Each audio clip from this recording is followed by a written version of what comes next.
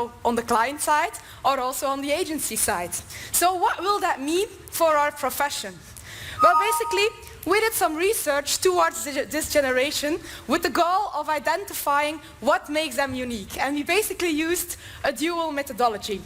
The first part was an online detective game where we involved people from different generations in trend watching and helping us to spot what is so typical about this Gen Z generation. From that part, we got a lot of insights, and those were validated in a large quantitative study in 8 countries, where we basically could see, okay, those insights, to what extent are they really valid on a larger sample, but also we could compare basically these insights to what extent are they unique for Gen Z, or is it like something they also share with other generations. So what are we going to do next? Well, basically, we're going to wake you up with a small movie showing you in a very Gen Z style how this generation is like, and then we're going to take a time machine to predict what it will mean for our future of our profession. So let's have a look.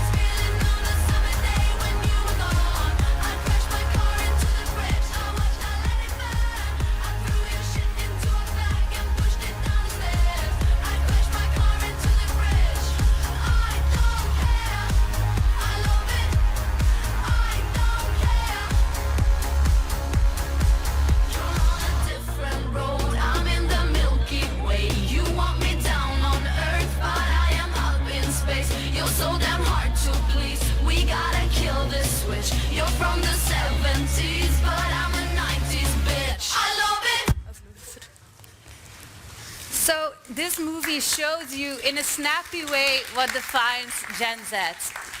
And what does it mean? What can we learn from this generation? Well, like Annelies said, this generation will not only be your consumers, but in 2020 or 2025, they will also join the workforce as researchers, but also research users at the client side. So let's take that research time machine to a Gen Z-dominated world. Let's go to 2025, a year where we will probably no longer have smartphones, but we will have some other device tracking everything we do, and where driverless cars might be no longer the exception. Let me introduce you to Jenna. Jenna is born in 2000. She is 25 in 2025, and she works as an independent researcher where she does not only have her own client projects, but she also occasionally groups with other freelancers in temporary teams. This way she can keep the flexibility of working on her own while at the same time benefiting from teaming up with others for more complex projects. And she's also working together with Hendrik, a 27-year-old Gen Z researcher at the client side. They've known each other for quite some time now, but they've only worked together on an ad hoc basis, as in 2025 it is really hard to establish long-term contracts with clients. And this is something Jenna completely understands. After all, she does not see who still wants to be tied up to an agency, being a freelancer herself. So basically, what do we notice here? Well, if you look in the future, you will see that our research industry will be dominated by freelancers like Jenna. And basically, the reason for that is because this Gen Z generation is really all about striving for their independence. They're completely different from the previous generation, Gen Y, because Gen Y was more all about like hotel mama. They were very comfortable in staying at home and work at the same time, whereas Gen Z is different. They want to be the independent, so they will move out from their parents right away as soon as they have some money or some opportunity. And also, in work life, they don't like to have to be bounded to a certain employer. So they want to be have their own freedom in their hands, and they don't want to be tied up anymore. 6:30 a.m. It's time to wake up, and there's no alarm clock. in 2025. Jenna wakes up on the sonar tones of her bracelet alarm, and she sees that she has a hologram message waiting from Hendrik. He wants to let her know that he has a new research brief he would like to discuss with her. And in 2025, there are no more those long briefings and proposals, but they come to you, in fact, those requests in bits and pieces, allowing you as a researcher to co-create and think along and create that brief together with your client. Have you noticed how they communicate? Yes, indeed. They do no longer give full briefings. They really prefer to communicate in a more snappy way.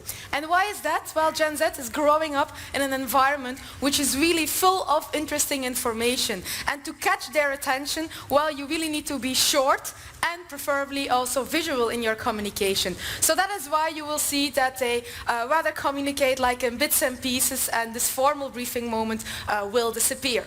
Again, this is already happening today, because if you look at this generation, you see that they really value the more ephemeral social media types like Snapchat or Vine. And those type of social media are today already becoming more popular, for example, than a classical Facebook. 8:30 a.m. Jenna is having a chat with Hendrik, taking him through the hologram presentation of the research proposal. And even though there's quite a distance between them, Jenna being in the UK and Hendrik being in Sweden, the hologram technology allows them to have a hands-on chat about the ins and outs of the research project. It allows them to visualize things in 3D, move things around live, and co-create things along the way. And this is something they truly like, as it allows them to really craft that ideal design that fits with the individual needs of Hendrik. Yeah, so we predict the end of standardized research that we try to sell to our clients, because Gen Z is all about individualization and personalization. Unlike other generations that really didn't want to stand out of the mass, so if you're young, you don't want to be different, this generation is again different, and they really want to express their individuality in everything they do. So also in research, they will need to have the feeling that the design is there, custom for their needs. And also, I would say on the participant side, the way we present surveys to participants will need to have the opportunity to be customizable. This is already happening by a lot of brands today that actually basically give the opportunity to their consumers to customize the goods that they buy. Then it's 10 a.m. and Jenna needs to connect with the different recruitment partners. And first up is the Market Research Privacy Commission, which consists of the formal panel providers who were forced to switch their business model back in 2018 when the panel market died. She will need their permission to extract all the personal and available information of those that log into the HoloServe. And today, in 2025, we no longer ask these type of questions in surveys. Why would you, when you can extract that information from social graphing, but also can be tracked by wearables? And besides, Gen Z does not have the patience nor the time to complete these questions through a survey. And it's a good thing that the industry launched their 10-question charter limit, that at least as an industry, we're finally trying to protect our consumer ecosystem. Yeah, maybe some bold statements here, but why are we saying that? Well, if you look already to participants today, let's admit it, well, if you present them a 20-minute survey, they are very bored. But for Gen Z, it will mainly become impossible. They are really no longer capable of fixing and putting so much attention for such a long time in one place. There's even some recent research from Microsoft who has shown this, comparing the attention spans today with a couple of years ago. And basically they found that in 2008, people could still pay attention for 12 seconds, where today that's only for 8 seconds, which is, by the way, 1 second less than a goldfish. Not sure how they measured it, but yeah, we have a problem here. So we will need to go to shorter survey. It will be an obligation. But no worry for you who are in the panel provider side, we have a perfect new job for you, because since you already have the relationship with consumers, there will be a need of trusted parties for data exchange, because indeed, to make this shorter surveys, we will need to enrich them with information that we collect through other ways. So there will be a need for trustworthy parties in exchanging personal data. And besides, consumers have accepted the fact that people can use their data for instances such as research, but except for the exception of their gender details, this is something that can no longer be asked based on the ESOMAR Code of Conduct of 2020, which states that it's inappropriate to ask the gender question as it proved to be a useless stereotype in this age of blurring gender lines. Yeah, indeed. Who gives a sexual in 2020? Well, basically, if you look at Gen Z, they really do no longer see gender as defining label to express who you are or what you're capable of. And they think it's totally unacceptable to use that label. So yes, indeed, we will need to stop asking gender questions. A good example of this, I don't know if you know this person, but this is Silo. And Silo is basically the daughter of Angelina Jolie and Brad Pitt. And she is, I think, about 5 years old. But she requested to her parents to be called John from now on, because she feels more male than female. Also, today in fashion, we see that there are lots of models on the catwalks that are gender neutral. So again, this is not really science fiction. It is already happening. 10:30 a.m. and Jenna needs to find someone to implement the survey. So she logs on to the Research Tech platform and the My Skills platform. Both can be considered as a Uber for skills, where people put their skills available to do any type of task for you. And this also when it comes to implementing a survey, but also finding people around them to interview them or designing something like that. And she connects with Paolo, he's available and he would like to implement the survey. And she suggests phygital research technologies where people can not only visualize things in 3D, but they can also see the concept, taste it, touch it, smell it, and all those sensory data is captured by their bracelet and sent back to the survey. So yeah, it's all about how deployment. So if you think about this new generation is basically growing up in an economical crisis. And they see that a lot of people that are a bit older than them struggle to find a job. Also, this generation is often called like the new hippies. So they really value happiness, and they notice that a lot of people are unhappy in their jobs. So what did they do? Well, they already have decided today that they want to do a job that on the one hand they really are good in, and on the other hand they also really like. So they have this ambition of making a job from their hobby. A good example today is this young gentleman.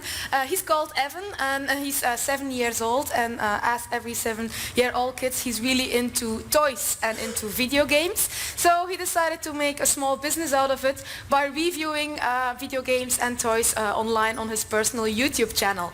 So this is already a good example of a young entrepreneur at a very young age taking up his hobby as a profession. 11 a.m. and Jenna's bracelet is vibrating, which means it's time to move. So while getting some exercise done on her bike desk, she calls the Serendipity Agency. Serendipity Agency, these are the guys, the creative ones, who take care of that spark of surprise for your research. The old incentivization models are dead, and you cannot force Gen Z to participate in research in exchange for credits or a prize. And so this is where the Serendipity Agency comes in. Yeah, so they're addicted to positive emotions, and indeed the surprise one will be very important here. So they are all about serendipity. And what is serendipity? Well, basically it's looking or getting across something good without really expecting it. So up to us, it will all about being, elementing and incorporating this element of surprising them also into research. A good example here is basically what Heineken did on Coachella. So they organized through Snapchat some surprise concerts that people could just discover on the moment. And that's an element indeed of doing something unexpectedly, and give people this like little joy that they did not expect. Then it's 2 2 o'clock, and this is Jenna's favorite part because the data is sipping in and allowing her to create that research story real time.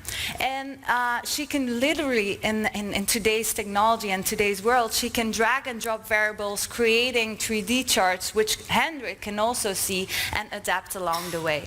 Next to that, she's also having a look at the image analyzer, which is digesting all the visual input coming from the survey. Because in 2025, more than 50% of all the data reaching us will be through visuals and through videos, because it's a more natural way for Gen Z to express themselves.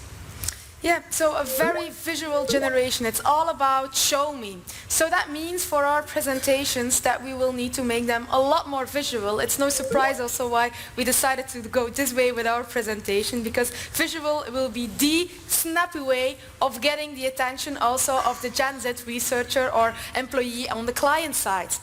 By the way, it's not only about visuals, it's also about emojis. So emojis are extremely popular in this generation, and even if they, for example, text to each other already today, they will do that just in a visual emoji style. So let's test your knowledge already of emojis. We picked up this message from the future, from Jenna communicating to Hendrik. So what would it mean? Well, basically it would mean like, I finished the field in time, I'm happy, and now I'm going to bed. So be prepared for this kind of communication also with your client, or getting updates in this kind of language. So Katia, is this all like science fiction? Are we exaggerating? Well, maybe some of the technical features here are a bit futuristic, but in fact, it's the truth. Gen Z might not be your colleagues or clients just yet, but they are an important consumer group to recognize. And if we want to acknowledge that, and if we want to connect with them in research, we need to change and adapt our formats accordingly. And there's no excuse, and we need to start doing that today, and not only talk about it, but also, do things and act upon it. Yeah, and the good news is basically 3 things that you can already do today to make yourself future-proof and to prepare for what is about to come. The first one is, I'm sure you all know people belonging to this generation, maybe your daughters or son, or maybe somebody in their direct environment. So please start observing them and start paying attention to how they are different and what you can learn from them. It's a very easy one, and you can start it basically today. Also maybe connect with your colleagues and with your clients and challenge each other to make your research, and especially surveys, a bit more snappier, a bit more agile, shorter, and take a tour at the exhibitions. Look for technologies, but also ways that can help you doing so, help you smartly integrate data, but also help you to visualize things and present things in a more natural way. And finally, try to incorporate this element of surprise in everything that you do. Maybe you have wondered why we distributed some Milky Ways in the beginning. Well, it was of course related to our song. But this is like a small thing you can do to surprise people and to deliver something good that they don't expect. So you can be creative also in research in this kind of manner. So start experimenting with it. So, thank you for listening to us, and we hope we inspired you about the future.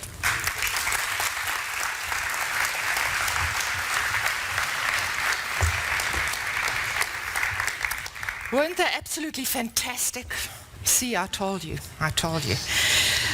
The next one is brilliant as well. When you're into strategy, you have to be into forecasting. You simply need to know a little bit of the picture, what to expect. We all know, we've all been through strategies, you can't predict the future perfectly. Well, Ernest has some martial arts medals on a national level, so I wouldn't expect to mess with him. If he says this is what the future's going to be, then this is what it's going to be. So take your sense of humor and listen in. Ernest, welcome.